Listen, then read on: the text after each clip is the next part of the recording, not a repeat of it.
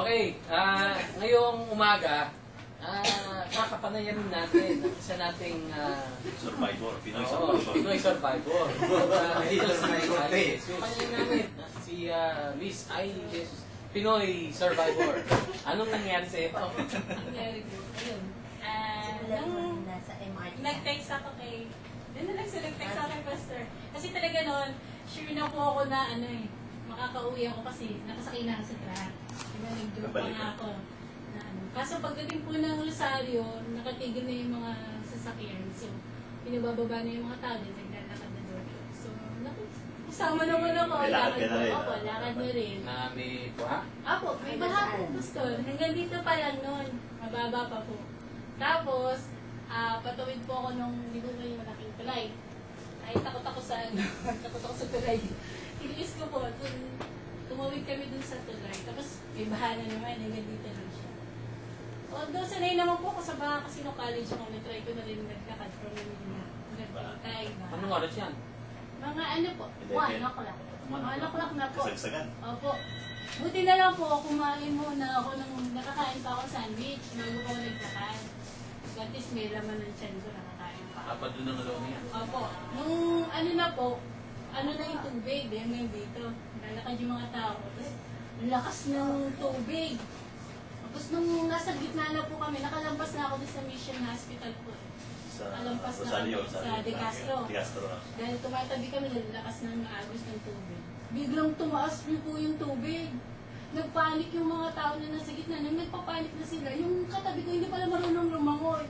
Kumapit po siya sa akin. Tapos lumangoy kami.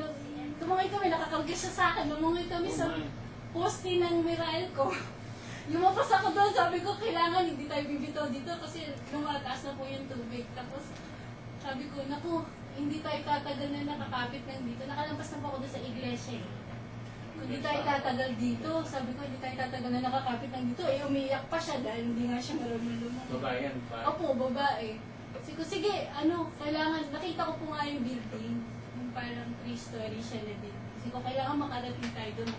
Bye-bye po kami dun sa tabi. Bye-bye kami ganyan. Tapos, nakaawa ng Diyos, nakarating naman po kami. Hanggang dito na yung tubig.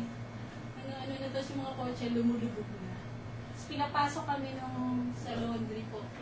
Sa laundry. Then sabi ko, safe na kasi nakapasok na kami.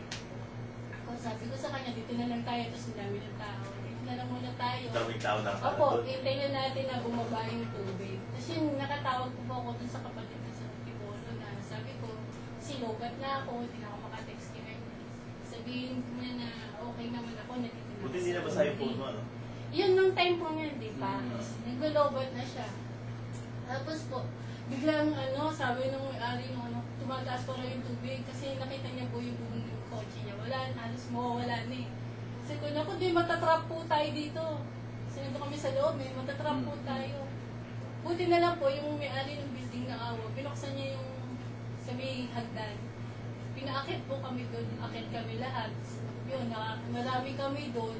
Eh, mga offices naman po pala, nakalak. So, lang kami sa, tapos walang bubong. yung rooftop, hanggang tubawas na po ng tumaas yung tubig. So, nandun na lang kami. Hanggang sa umapit yung tubig. Anong story? Ubus na po yung first floor. Ubus na po yun. Lampas na po yung tao. Tapos, yun, hanggang gumabi na, nawala na ng kuryente. So, iyak ka na iyak na. Hindi po ako umiiyak kasi sabi ko, lang to eh. Yung tatagan na lang eh. Yung mga matatanda po, umiiyak. Sabi ko, wala po tayong magawa. Kaysa naman po bumaba, mas nakakatakot. Tapos, nakakaawa po yung sa kabila kasi nakapuntong lang sila sa pader. Hindi namin matulungan. Talaga umiiyak sila. Tapos meron pa siyang may dala siyang baby. Nilakit na po sa puno. Doon siya, nakasabit siya. Tapos tumatawag po ng rescue yung may-ari ng building. Parang yung tinatawagan po. Ang tagal, dumating po madali po yung rubber boat. Yun, tsaka lang sila na nakuha doon yung mga nasa tabi. So, mga gano'n, walang kain. Sabi namin, walang tulog, walang kain. Natuyo na kami sa tayo. Yun, kailangan po makaalis tayo dito. Kasi kung hindi. Pero mababa na tubig na yung tubig. Mabagal po, mabagal. Kasi yung sabi ko, ang titingnan mo yung naglalakad sa gitna. Pag tingin mo tumitingkad-tingkayad pa siya, Ibig sabihin, marunong lang siyang lumangoy, pero malalim pa. Sabi ko, kaya dapat mapababa pa natin. Hinintay po namin mga 2 blocks na bumaba. Tsaka kami nag-try kasi may dala kami kung bata. Kasama lang kami may bata. Ayaw naman kaming tigilan ng rubber boat kung nandun ka sa taas. Ibig sabihin nun, safe ka. Uwi na yung alin, umiiyak po. Nag-try po kami bumaba. Pagbaba namin, hanggang dito pa rin. Laway-laway kami. Tapos dumating po yung rubber boat. Yun, naawa, nakita kasi may bata. Sinakay. Tapos nung ako na po, hindi ako makaakyat. Tinulak ako pa. Papasok dun sa ano. Sige, diwali na. Tiisin. So, nakasakay ka sa rubber boat? Opo. Nakasakay. Tapos, ina-expect namin, dadaling kami sa Tuyo, sa Pangpang. Hindi po, doon lang sa Eber. Binaba kami dun sa mismo tubig, sa gitna. May tubig din. Opo, sabi niya, baba na kayo kasi hindi na kaya ng rubber boat. Sasadsad na, mababaw na. Kaya nyo na yan, kaya nyo na maglakad. So from ever, naglakad ka pa? Naglakad pa po kami. Tapos palalim pa pala yung tubig. Kala namin mababaw na. Nung ano po, ang lakas pala nung, kasi dun may creek eh. Lakas po pala ng ano, sa lubid kami. Nakakawa kami sa lubid, tumatawid kami. Tapos may tumapon pa yung mga langis. Ay, oo nga pa. Puro langis po kami. Tapos nung nakatawid na kami, kala namin tapos na naman. Yung pala, may tubig na naman. Yung papunta na po yung junction.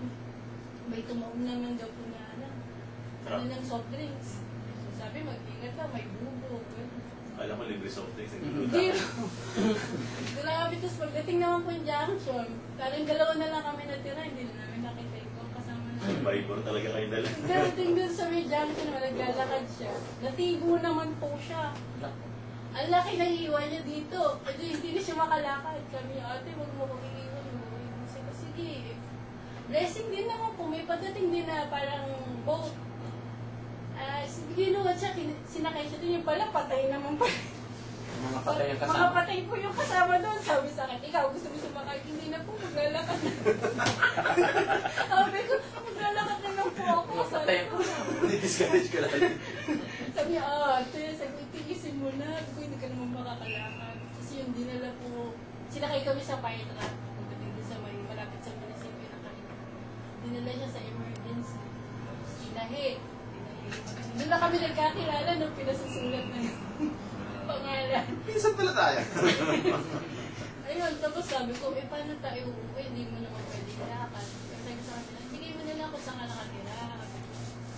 Promise, dadaan ako sa inyo bago ako makauwi sa amin. Kasi pinalita ako sa namin. Alam ko nga, takin yung nanay. Sabi ko, hindi po, safe na siya. Bakit ilang taon ba yun? Yung Kasama mo. mga nasa 20 plus na. Yung ano, yung bata. Yung nasa bata. Maliit lang. Ang hirap, ang karamihan na nakakasama ko maliit. Nabantage sa matangkad. Advantage na matangkad. Ayun, nasabihan ko naman. Kaya sabi ko, kay Ernest, praise God din nakapag-minister pa. Spite of Balikan natin yun. Para ma-follow up. Kaya, yun. Buti na lang Praise yan. God. Ako, dami naghahanap yung IE ng ano. Oo. Nag-aalala din. Nag-aalala at tumawag actually si Arnel sa akin. May meeting ng admin. Sabi ko, sige, pag-pray natin. Pray ko siya, tapos pinag-pray namin sa admin. Mga bandang ano yun, to something.